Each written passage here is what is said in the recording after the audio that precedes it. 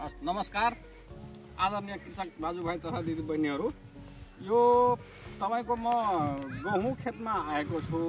र यो के हुन्छ भने तपाईको नेपालको परिप्रेक्ष्यमा धान र मकै पछिको गहुँ मुख्य खाद्यान्न बालीमा पर्दछ र यो गहुँको खेती गर्न तपाईको के हुन्छ भने यो खास गरी धान पछिको बाली भएकोले धान काटिसकेपछि हामीले गहुँ छर्छौं र गहुँ छरेको ठीक तपाईको 22 देखि 25 दिन भित्रमा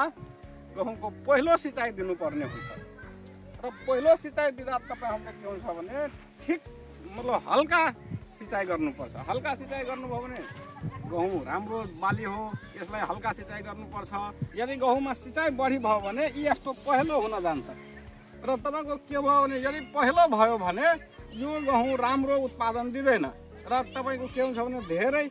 मतलब पानी पनि नोक्सान भयो, गहुँ पनि राम्रो भएन र अन्तमा गएर किसानहरूलाई घाटा लाग्न जान्छ। यो पानी धेरै भएपछि हेर्नुस् गहुँको कस्तो कलर हुन्छ। यो यस्तो कलरको गहुँ भयो भने तपाईलाई किसानहरूलाई धेरै घाटा लाग्न सक्छ र यो गहुँको राम्रो प्रगति हुँदैन। आज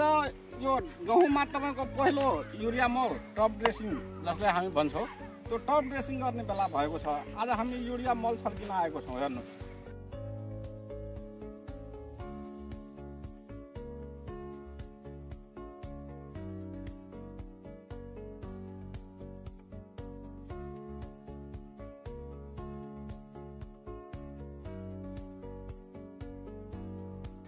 यो के हुन्छ भने